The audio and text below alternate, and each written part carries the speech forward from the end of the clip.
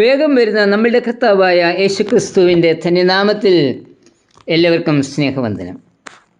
തെറ്റുകൾ തിരുത്തുന്നതിനുള്ള അവസരങ്ങൾ ഒരു വിധത്തിൽ അല്ലെങ്കിൽ മറ്റൊരു വിധത്തിൽ നമുക്ക് ലഭിക്കാറുണ്ട്.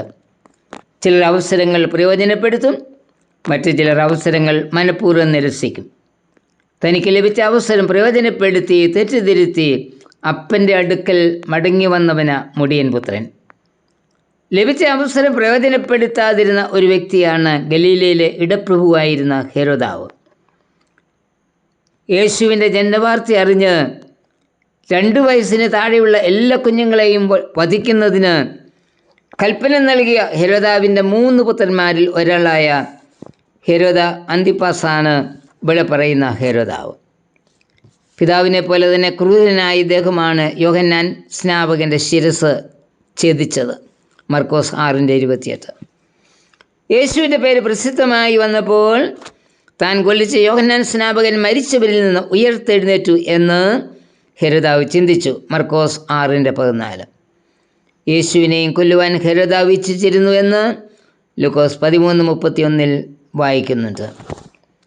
രോഗികളെ സൗഖ്യമാക്കിയും ഭൂതങ്ങളെ പുറത്താക്കിയും പ്രസിദ്ധനായി തീർന്ന യേശുവിനെ കാണുന്നതിന് ഹെരോദാവ് താൽപ്പര്യപ്പെട്ടിരിക്കുമ്പോൾ ആണ് യേശു ബന്ധനസ്ഥനാകുന്നതും പിലാത്തോസിൻ്റെ നിർദ്ദേശപ്രകാരം യേശുവിനെ ഹെരോദാവിൻ്റെ മുൻപിൽ വിസ്താരത്തിനായി എത്തിക്കുന്നതും. ലൂക്കോസ് 23:8.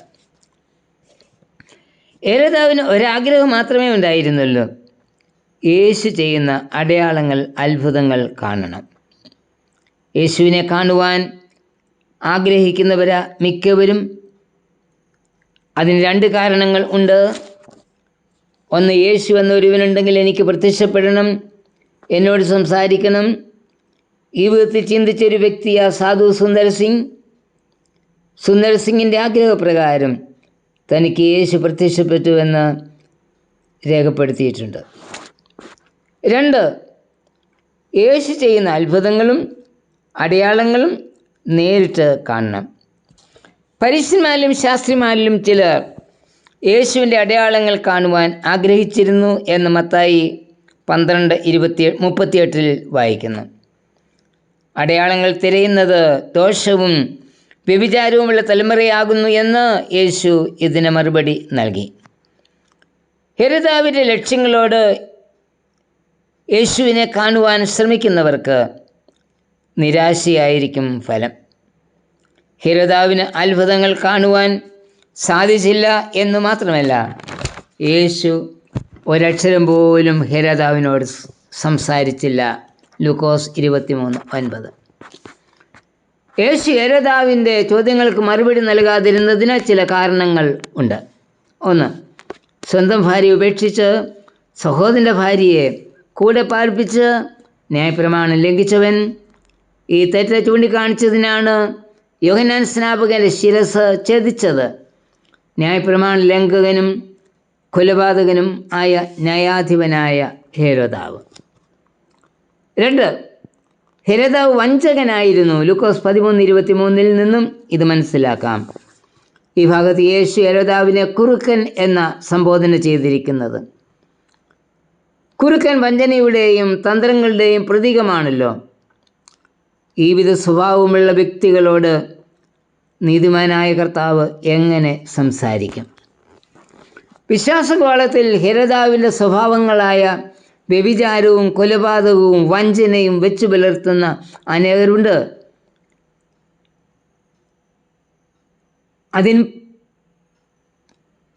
പ്രഭാത ചിന്തയിൽ പങ്കുചേർന്നിട്ടുള്ളവരിൽ ആരെങ്കിലും അതിൽ ഉൾപ്പെട്ടിട്ടുണ്ടോ? കുറ്റം ഇല്ലാത്തവനെ കുറ്റം വിധിച്ച് ചോദ്യം ചെയ്യുന്ന കുറ്റവാളികളാണോ ഞാനും നീയും? യേശുവിൻ്റെ ക്രൂശിലേക്കുള്ള വഴിയിൽ ന്യായാധിപനായി തീർന്നതിലൂടെ ഹെരോദാവിന് ഒരു ഗുണമുണ്ടായി. അന്ന് ഹെരോദാവും പീലാത്തോസും തമ്മിൽ സ്നേഹിതന്മാരായി തീർന്നു. ലൂക്കോസ് 23:12. അതായത് ക്രൂശ് വൈരികളെ സ്നേഹിതരാക്കി. ഗലീലക്കാർ റോമ ഗവൺമെൻറ്റിനെതിരായി വിപ്ലവമുണ്ടാക്കിയപ്പോൾ റോമ ഗവൺമെൻറ്റിൽ അധികാരം വഹിച്ചിരുന്ന പീലാത്തോസ് ഹെരോദാവിൻ്റെ അധികാര പരിധിയിലുള്ള ഗലീലയിൽ പ്രവേശിച്ച് വിപ്ലവം അടിച്ചമർത്തുകയും അനേകം ഗലീലക്കാർ വധിക്കപ്പെടുകയും ചെയ്തു. ഹെരോദാവും പീലാത്തോസും വൈരികളാകുവാനുള്ള കാരണം ഇതായിരുന്നു. ഇപ്പോൾ യേശുവിൻ്റെ ക്രൂശ് അവരെ ഒന്നാക്കി. പൊതുശത്രുവായ യേശുവിനെ ഇല്ലാതാക്കുവാൻ ശത്രുക്കൾ ഒന്നിക്കുന്നു. ഈ വിധത്തിൽ വൈരാഗ്യത്തോടെ പ്രവർത്തിക്കുന്ന അനേകർ വിശ്വാസഗോളത്തിലും ഉണ്ടല്ലോ. എന്നാൽ ഒരു സംഗതി വ്യക്തമാണ്, യേശുവിൻ്റെ ക്രൂശ് വൈരികളെ ഒന്നിപ്പിക്കുന്നു. ഇന്ന് പശ്ചിമേഷ്യയിൽ നടക്കുന്ന യുദ്ധത്തിൽ വൈരികളായ ഇസ്രായേൽ, അമേരിക്ക, ഇറാൻ എന്നിവരെ ഒന്നിപ്പിക്കുവാൻ ക്രൂശിന് മാത്രമേ കഴിയൂ. ക്രൂശ് മാത്രമാണ് വൈരികളെ ഒന്നിപ്പിക്കുന്നത്. ശത്രുത്വമില്ലാതാക്കി വേർപാട് നടിച്ചവരിടിച്ചു കളഞ്ഞ് സമാധാനമുണ്ടാക്കി നമ്മെ അവൻ പുതുമനുഷ്യനാക്കി തീർത്തിരിക്കുന്നു. എഫേസ്യർ 2:14-16 വരെ. കർത്താവേ, ക്രൂശിലെ രക്തത്താൽ എന്നിലുള്ള ഭിന്നതയും വഞ്ചനയും മാറ്റി കഴുകി എന്നെ ഒരു പുതിയ മനുഷ്യനാക്കി തീർക്കണമേ. ആമേൻ.